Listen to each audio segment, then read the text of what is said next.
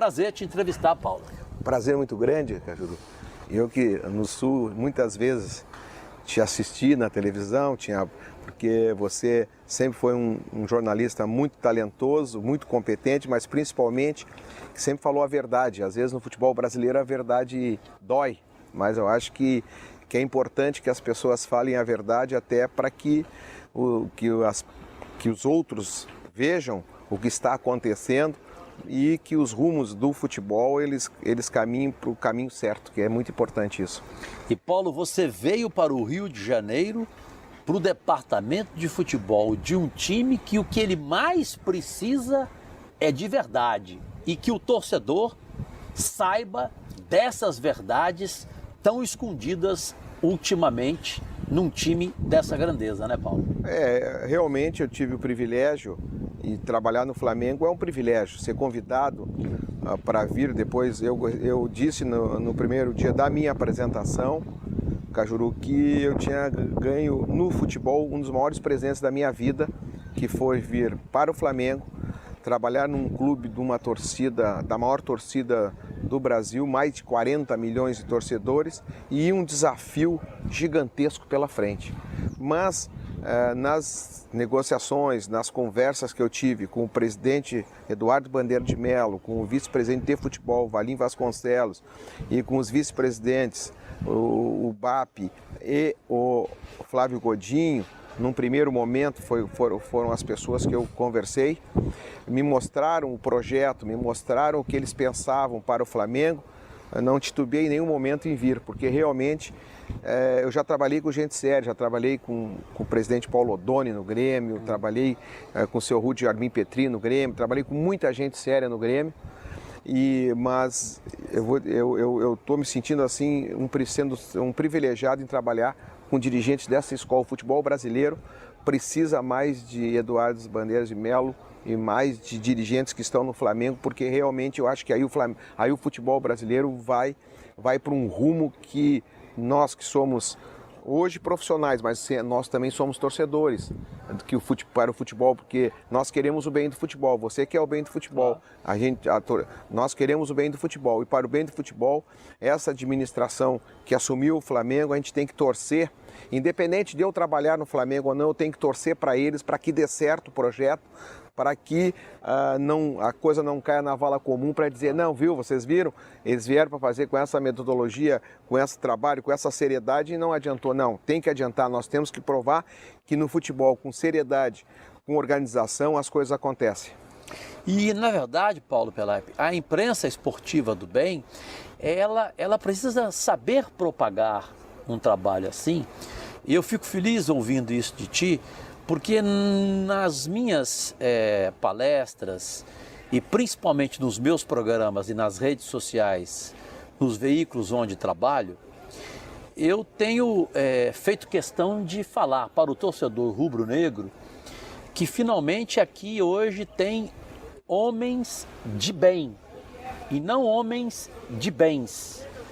E que esses homens de bem merecem respeito e principalmente um tempo para trabalhar em função de uma herança que vem de muito tempo, não só da administração anterior, de muito tempo. Então, se a imprensa não souber mostrar isso para a opinião pública, e em especial a torcida rubro-negra, esse trabalho todo pode ser jogado fora, pode ser perdido e talvez amanhã não tenha mais tempo de se recuperar.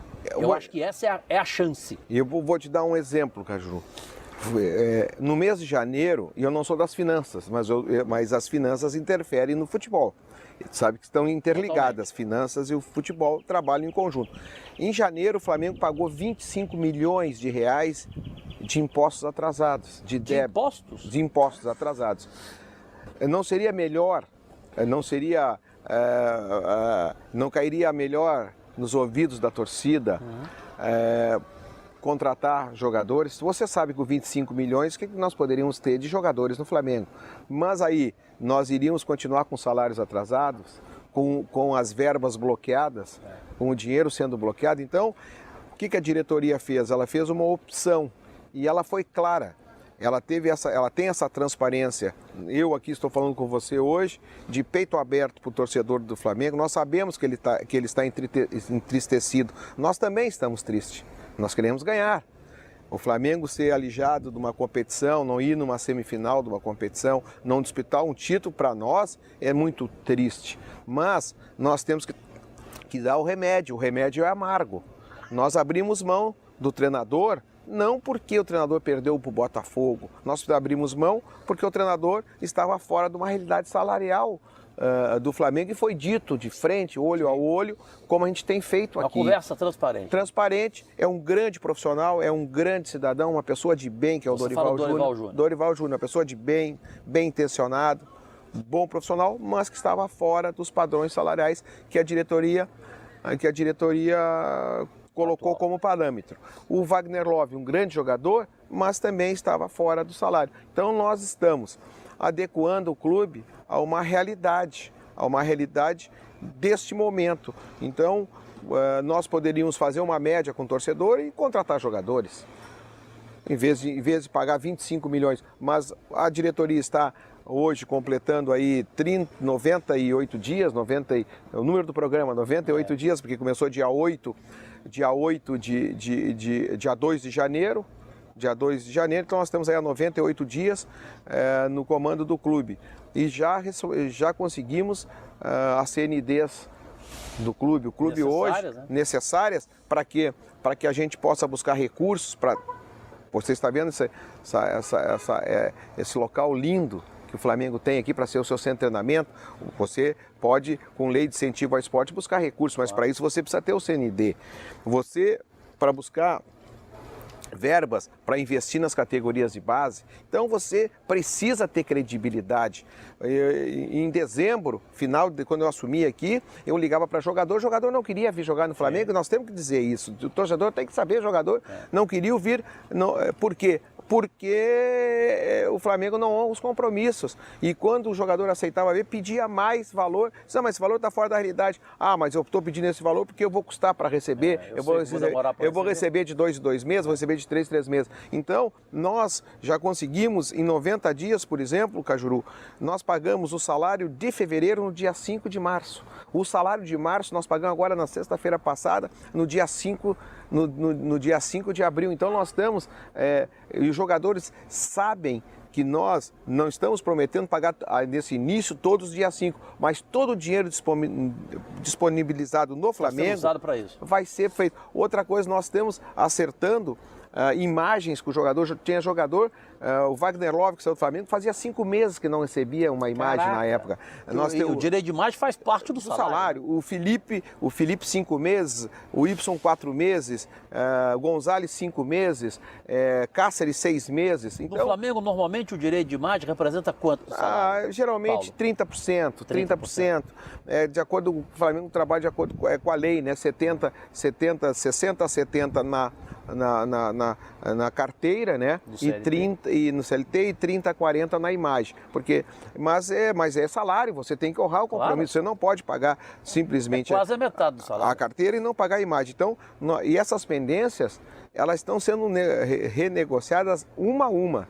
Uma a uma, nós estamos chamando o representante do jogador, conversando, fazendo uma proposta honesta, proposta que a gente possa honrar e cumprir, entendeu? Então nós temos caso, quer dizer, nós para adquirir o menino Hernani, que era um goleador da equipe, nós tivemos que saldar o Vanderlei, que há 2 anos atrás o Flamengo vendeu e a metade do passe era do Mogi, e o Flamengo vendeu, pegou 100% e não repassou 50% do Mogi. Então eu estou te dando vários exemplos. O Flamengo vendeu o Diego Maurício e ficou devendo para o parceiro 250 mil euros, que era do parceiro, não deu para o parceiro. Então é casos e casos que nós temos que falar a verdade para o torcedor. Então não adianta o torcedor, e eu não tenho compromisso, eu não estou fazendo aqui politicagem, eu não sou político, eu sou um profissional, como tu disseste no início da nossa entrevista, mas eu falo a verdade para o torcedor.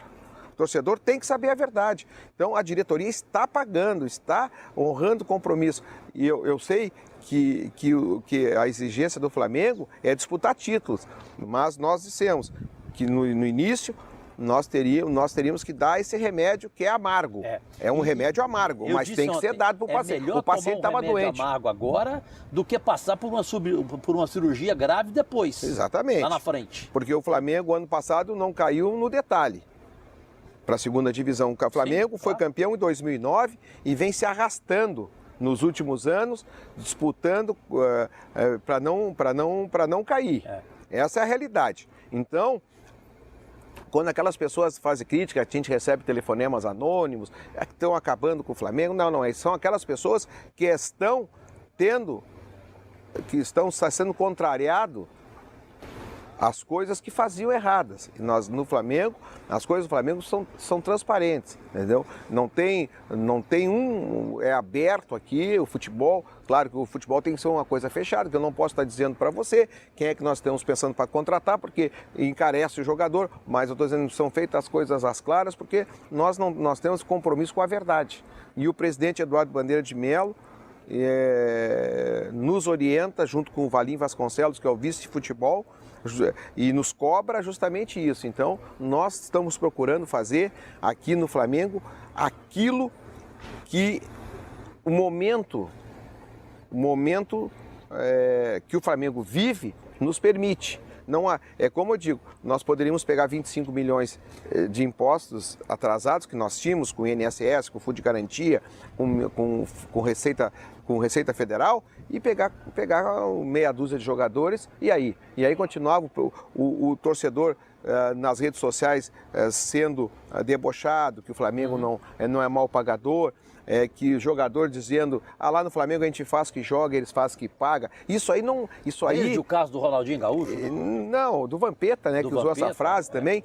Então, na época, isso aí é uma coisa que marca, isso aí dói no torcedor. A gente tem que resgatar a credibilidade do Flamengo. Um clube com 40 milhões de torcedor, um clube com a força dessa camisa, um clube que hoje fez um contrato com a Adidas pela credibilidade dos seus dirigentes. Hoje o Flamengo é top 5 em termos de Adidas, é o quinto maior clube em termos de contrato no mundo, né? No mundo, um contrato que passa de 10 anos dos 400 milhões de reais em 10 anos de contrato para usar a marca Adidas, que vai usar a partir do dia 20 de maio, quando nós estrearmos contra o Santos na abertura do Campeonato Brasileiro, no dia 25, o Flamengo já vai estar jogando com a Adidas, que a partir de maio o Flamengo tem essa marca. A Peugeot já também acreditou no projeto, já colocou o seu nome, a marca. Isso aí, o que representa isso? Credibilidade. Credibilidade do Pelaipe? Não. Credibilidade dos gestores, de aquelas pessoas que assumiram, do presidente, dos vice-presidentes. E nós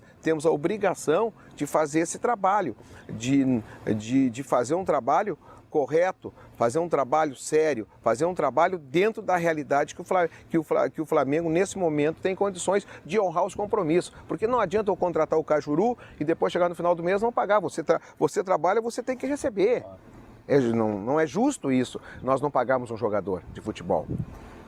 Nessa conversa clara, Paulo Pelaipe, quando você chegou aqui, houve susto em relação a receitas posteriores já recebidas anteriormente pela administração? Olha, esse assunto não chega ao futebol, entendeu? Mas a gente sabe que tomou conhecimento de algumas receitas que estavam já tinham sido empenhadas, não estavam disponíveis para esse ano, principalmente a grande parte era da TV. Da TV, porque eu vi o presidente do Palmeiras, o novo Paulo Nobre, dizer que até 2016, até 2015, ele não tem receita de televisão, porque a administração anterior recebeu. Eu vejo isso como um crime de irresponsabilidade fiscal, né? Até tem um movimento dos clubes, né, para que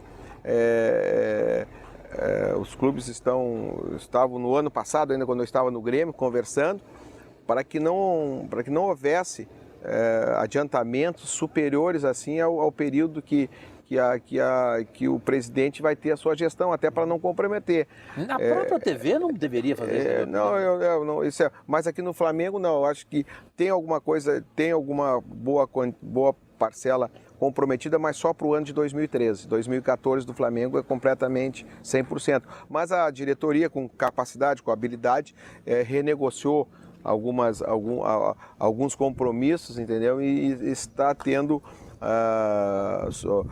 fôlego para honrar os compromissos, entendeu?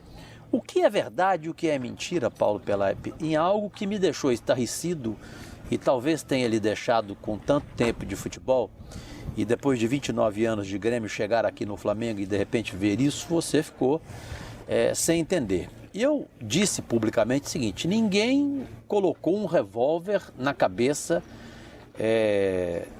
da representante da diretoria do Flamengo, no caso a presidente, no caso o Dorival Júnior. Ele não chegou e exigiu: eu quero tanto por mês, com um revólver na cabeça. A pessoa fez o contrato porque quis, pronto, acabou. O que é verdade, o que é mentira, de que o Flamengo economizou só em comissão técnica, com a conversa transparente e a saída do Dorival, R$1 milhão por mês, e de que esta comissão técnica dele, se continuasse esse ano, seria a comissão técnica mais bem paga do mundo. Isso saiu na imprensa. Isso procede ou não? Bem mais paga do mundo, não sei, porque a gente não sabe o que ganha as outras comissões técnicas. Nós fizemos aí uma economia em torno aí de uns 80%, 90% desses números que você fala. Quase isso, então? Uns 80%, por aí. Tem que fazer os cálculos assim. Mas te assustou quando você viu isso? O Flamengo com a receita... Assustou a diretoria, né? A diretoria, quando a diretoria tomou conhecimento dos números, ficou assustada, mas é como disse, o treinador não tem culpa nenhuma, culpa zero. O treinador, eu quero lhe contratar, você pede um valor. Se eu concordar, a culpa não é sua, você foi contratado, entendeu? Então o Dorival não tem absolutamente culpa nenhuma, mas realmente nós tivemos aí, acredito assim, uns 80% aí desse valor aí que foi comentado. A imprensa falou em torno de 900 a 1 milhão, de 900 a 1 milhão.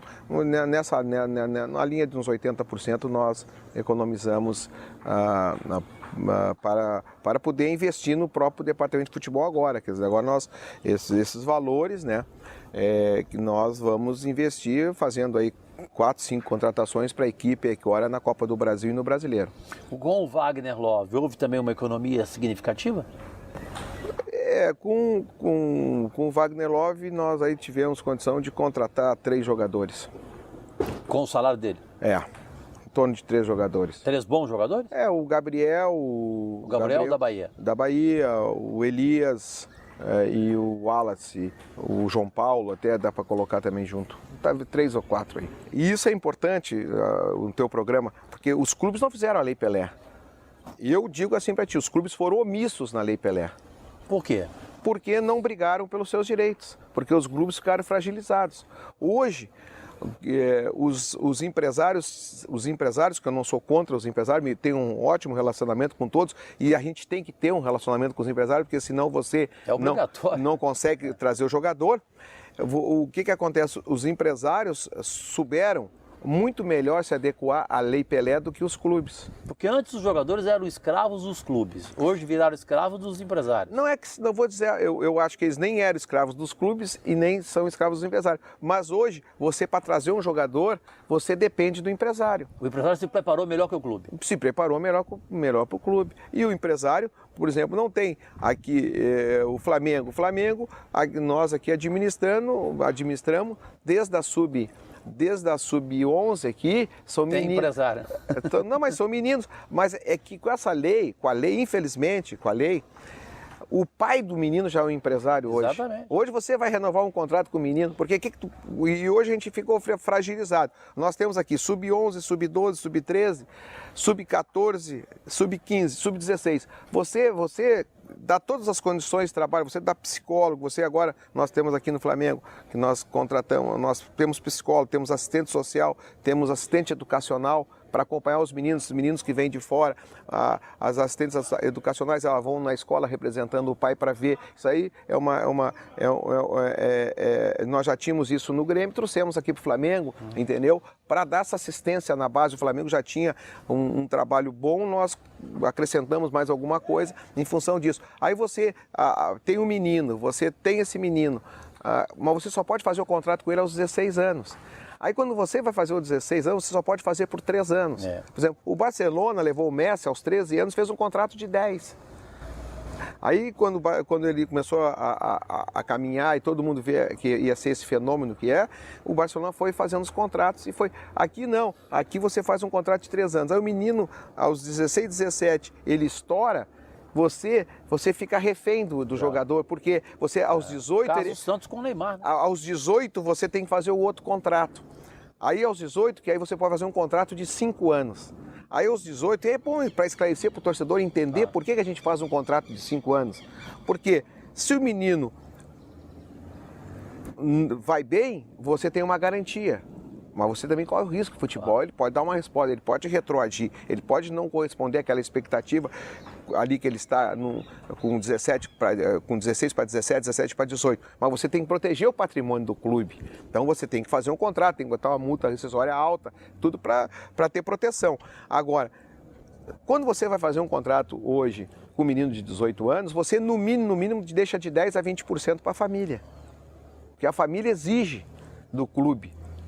Então, o primeiro grande empresário que tem é a família hoje, porque a família vê no jogador, vê no seu filho uma perspectiva de melhora de vida, vê ali a sua independência financeira.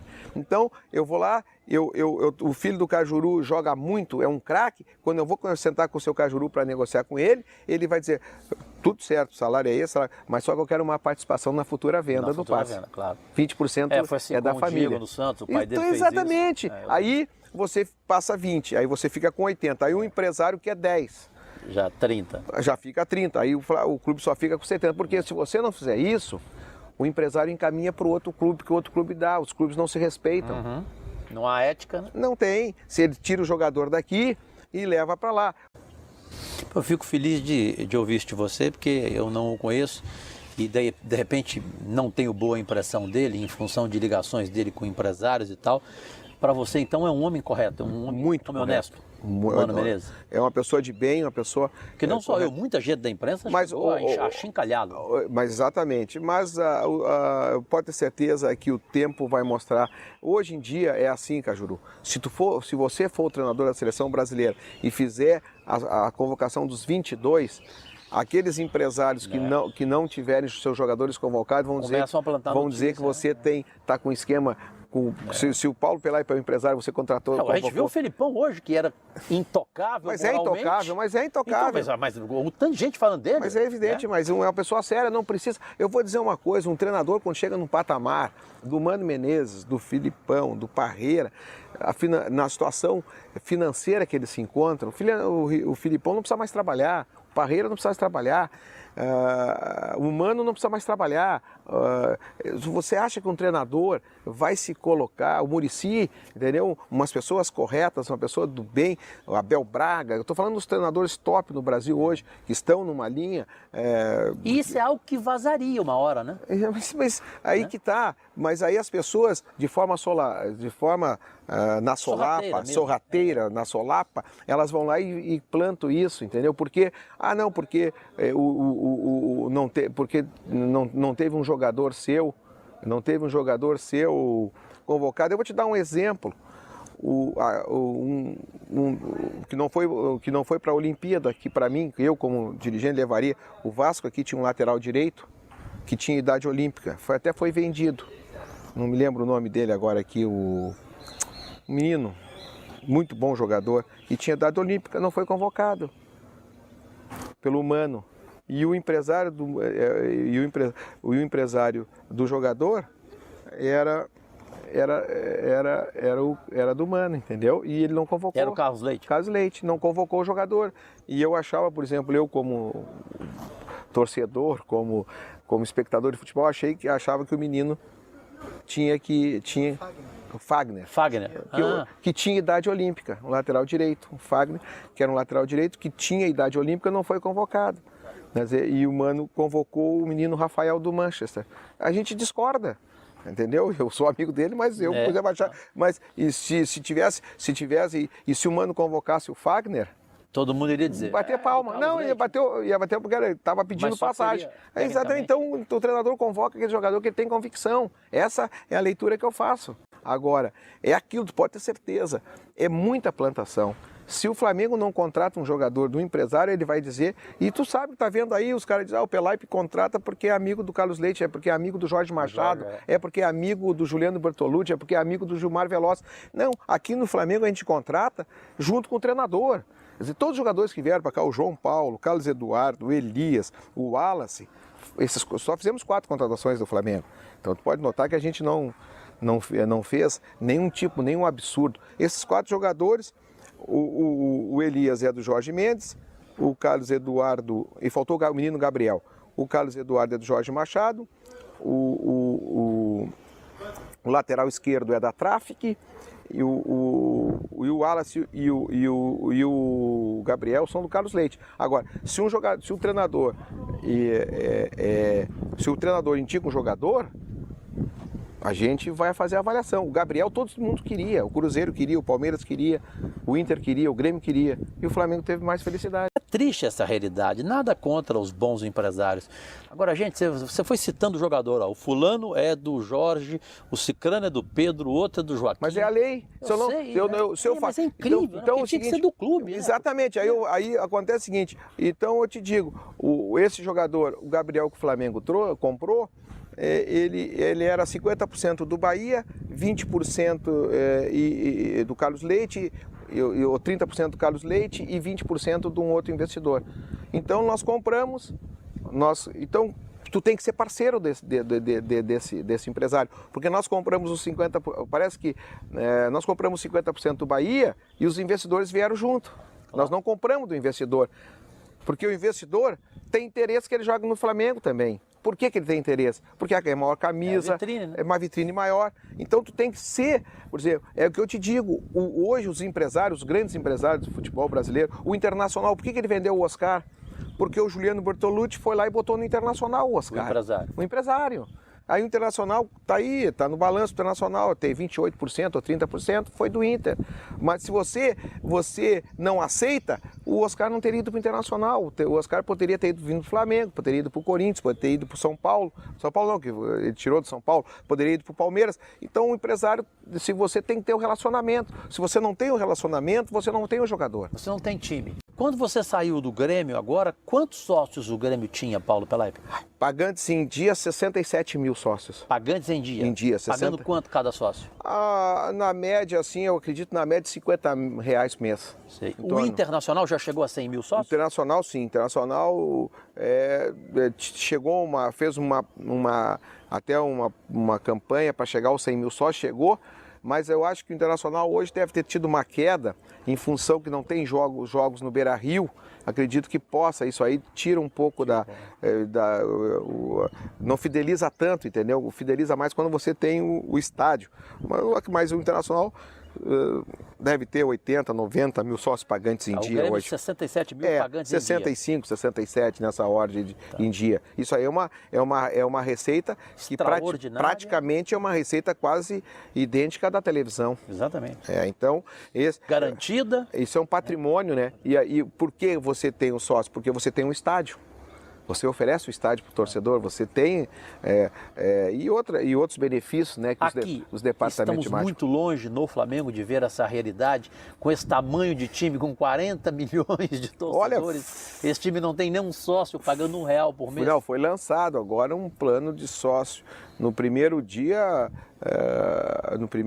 nas primeiras 24 horas, mais de quase 15 mil sócios, torcedores se inscreveram aí pagando entre 40 e 50 reais por mês, em termos de... Mas isso já começou? Já começou, foi um lançamento há 10 dias atrás. 10 dias? 10 dias. Então, por enquanto, não podemos falar quantos pagantes tem. Não tem uma ideia. A inadimplência é grande? Não, a meta do Flamengo é atingir 200 mil sócios torcedores.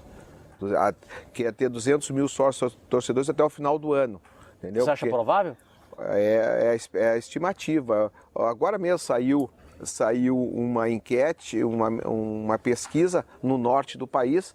O Flamengo tem 23%, quase 24% dos torcedores, e o Corinthians, que é o segundo colocado, tem 12%, quase a metade no norte, só no norte. Então eu acredito que com a credibilidade que essa diretoria do Flamengo tem, com uma campanha bem feita, porque o Flamengo contratou profissionais competentes. O Flamengo está se equipando não só no departamento de futebol, mas tem o Marcelo, que veio do Minas Tênis, que está cuidando da parte dos esportes olímpicos, o Fred Luz, que é o executivo de marketing, e enfim, tem vários, o Paulo Dutra, que é o diretor, é o executivo financeiro, é gente que vem da iniciativa privada, gente que vem...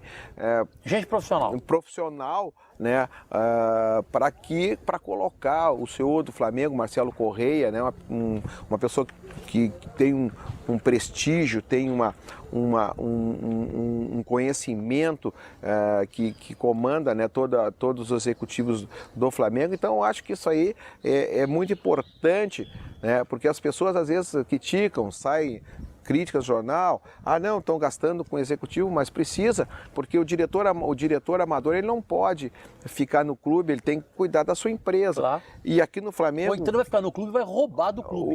Ou ele vai ter que ver de algum lugar, ele vai ter que ver, não é que ele vai roubar, eu não estou dizendo essa palavra, não, mas eu estou falando porque eu já vi ele precisa trabalhar, né? E ele indo trabalhar, ele não pode cuidar do clube. Então ele tem, por exemplo, aqui, o vice-presidente de futebol do Flamengo, eu falo com ele início da manhã, falo ao meio-dia, falo no início da tarde e falo com ele à noite dando os relatórios. Ele não fica o dia inteiro no clube? Dando os relatórios, né?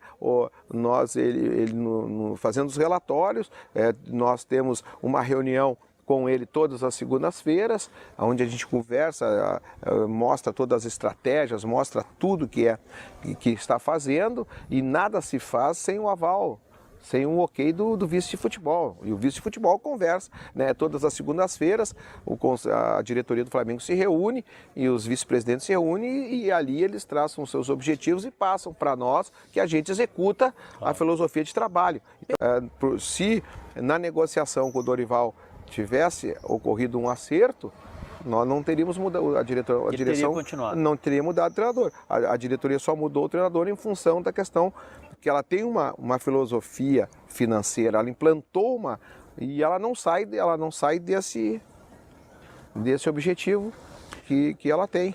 Agora, no fim da entrevista, eu quero lembrar para ti, você estava no Grêmio, de uma entrevista feita neste programa com o Joel Santana assim que ele deixou o Flamengo. Me impressionou muito.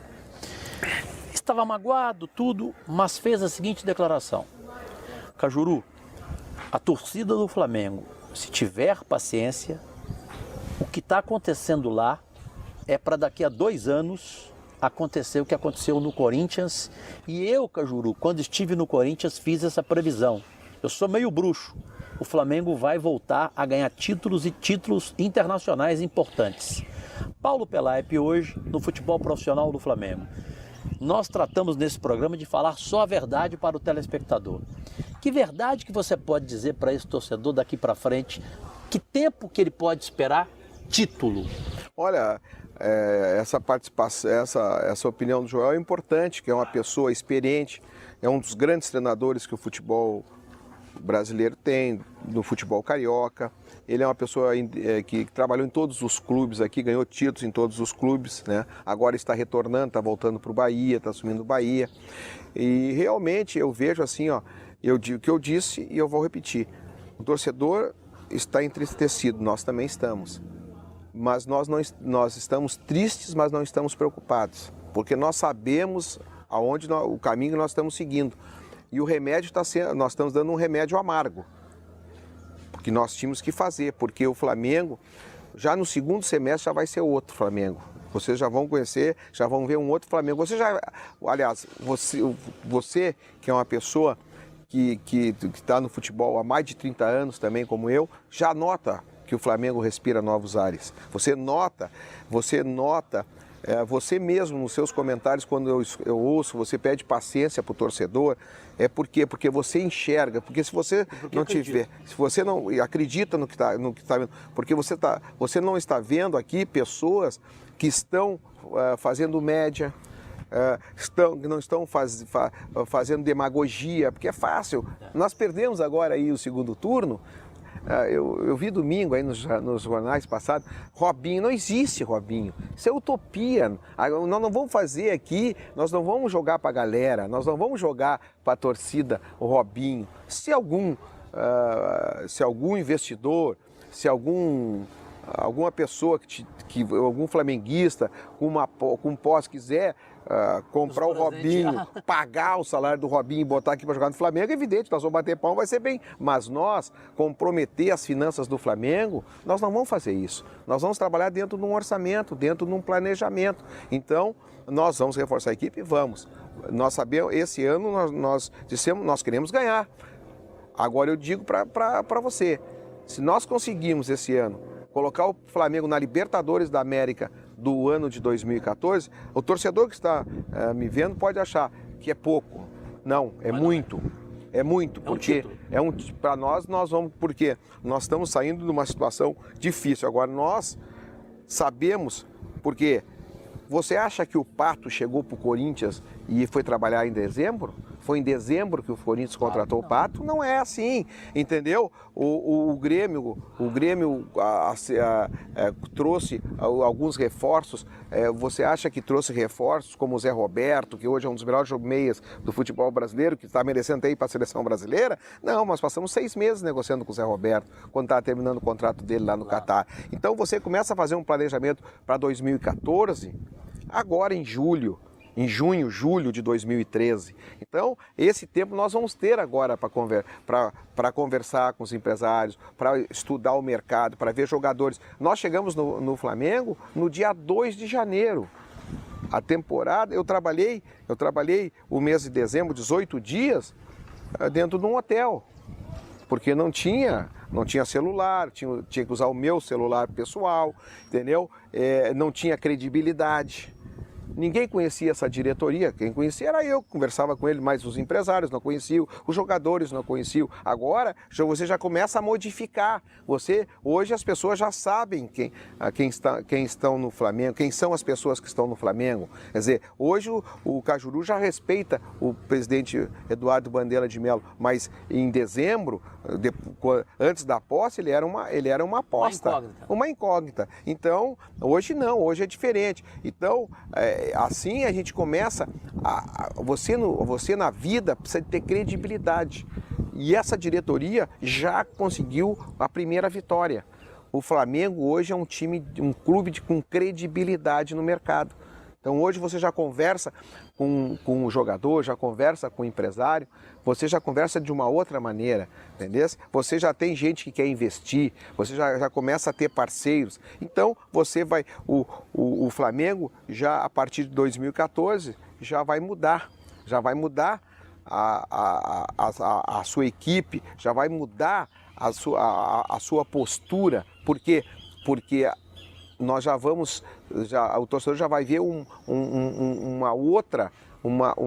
outro clube, já vai ver uma outra realidade. Não vai ser essa realidade de em janeiro desse ano colocar 25 milhões para pagar impostos atrasados. Isso aí não vai acontecer, porque os impostos estão todos em dia, entendeu? Pagam mensalmente. Então uma série de coisas vai estar andando para frente, e você andando para frente, a tendência o que é o crescimento. Então essas palavras que o Joel e essa previsão que o Joel fez, eu acredito piamente, eu acho que o torcedor do Flamengo a partir de 2014 vai ter grandes e grandes alegrias, que o torcedor merece, porque é um torcedor sofrido, é um torcedor humilde, é um torcedor que sai às vezes 4 horas da manhã para trabalhar, volta às 10 da noite e a única alegria que ele tem é ver o time jogar. Então essa responsabilidade também é importante, essa consciência, eu sou profissional, mas eu tenho essa consciência dentro de mim de respeito ao torcedor do Flamengo. E quem administra o Flamengo tem que ter respeito a esse torcedor. Paulo Pelaipe, obrigado pela transparência, pelo profissionalismo. e tenho certeza que nós voltaremos a conversar aqui vendo os frutos dessa entrevista. Muito obrigado, foi um prazer. E nós estamos sempre às ordens aqui. Tenho certeza que quando você voltar ao ninho, você já vai encontrar um outro ninho aqui do urubu, muito melhor aqui, porque nós estamos trabalhando também não só na recuperação da equipe, mas também na recuperação do patrimônio do Flamengo. Eu sinceramente acredito nisso. Paulo Pelaipe, homem forte do futebol profissional do Flamengo, aqui no programa Cajuru Pergunta, que volta na semana que vem com a bênção de Deus.